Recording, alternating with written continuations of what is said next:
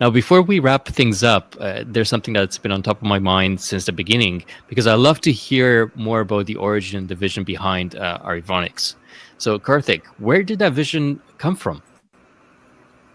Yeah, interestingly, right? This vision for Arivonix was shaped by a clear pattern of what we observed from our own experiences, right? 20 plus years of experience working with data in and out. So we were building data products, we were integrating complex silo data sources. This is not just in one industry, this was across all industries, everyone facing the same problem. So there was a lot of investments flowing into data and AI. We've seen a lot of changes happen as well, but many organizations still continue to face the same foundational challenges. They have fragmented systems, slow delivery cycles when it comes to data products delivery, difficulty operationalizing data at scale. So personally, I've looked at integrating data sources where we acquired or licensed them from partners. It actually took us months to understand where the data is sitting, how to access the data, and then think about what synergies that data process with what we already have. So this was all before even thinking how much of business value or outcome I'm going to expect from this particular integration. Then comes the integration plan, then thinking about developing it and then taking it to market, which takes another few months. So all I'm talking about is a not so complex data sources that we are trying to integrate, but still took us at least 6 months to get to where we were.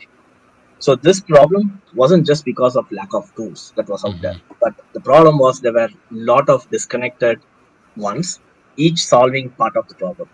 And then you add the integration complexity, the overhead, the governance, various teams working on the same data, various teams trying to get similar use cases out, but for a different set of audience, for example.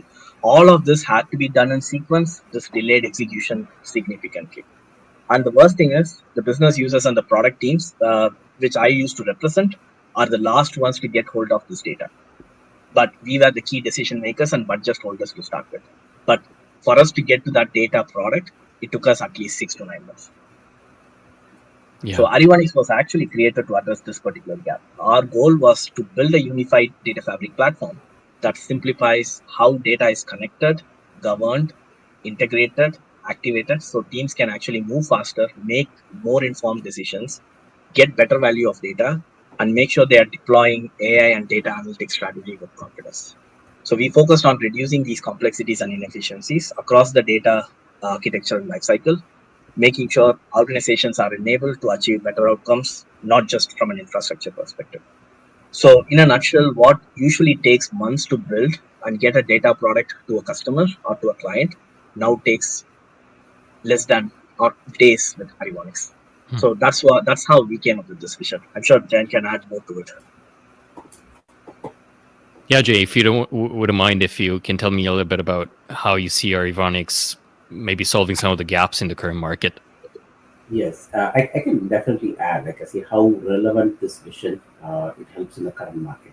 Right? Like if you look at pretty much every 2024, 2025 survey, that will say one thing very clearly, right? Like customers, clients are drowning in this tool sprawl, right? And where 70% of their data props called today's stack is too complex because they use 5 plus tools for doing one workflow, right? Like, and similarly, there is a Salesforce connectivity report published last year. It calls it the same, like it blames on the data silos from the stall to digital transformation. And in that 62% even admit that they are not even ready for AI, right? Like, and so practically what we are seeing is there are a lot of months, sometimes years, wasted just finding, mapping, and governing the licensed data, right? Like, and that with endless hands off among ETL, catalog, quality, orchestration, and you name one, yet they have to fund that one. So this is where Arivonix tries to flip that script with an outcome oriented infrastructure fabric. Like so, it tries to bring you the one workspace, connect with all the connectivities, governance, lineage, activation of life side by side, right? Like, and also helps you to share the metadata and quality inheritance. And here, importantly, it focused on like a time to first value, right? Because basically trying to build everything in days, not in months. And also, it helps business owners to see and shape the data early, not at the go live time, right? And at the end, like it helps the AI engineers get a governed, ready to promote corpus, so that like they can do the GenAI project in a very trusted ground. bottom line, like, I mean, Arivonix hits the market biggest unmet need. That's what we see. Like, it's a unified low overhead path from the raw source to the production quality data. Like, exactly where like today's fragmented stack is failing. All right. Thank you. Thank you so much to both of you for such a rich and practical discussion. I mean, today we covered everything from architecture to Gen AI to platform decisions and stakeholder alignment and real world execution. And of course, to everybody who joined us, thank you. We hope this session sparked ideas and gave you concrete takeaways for your own data strategy. So until next time, let's keep building with purpose, with clarity. And I do encourage every one of you to check out arivonix.com to find out more and see how it fits your business needs. Thank you. Yeah. Thank you everyone for joining and stay tuned. Thank you. Thanks so much, everyone.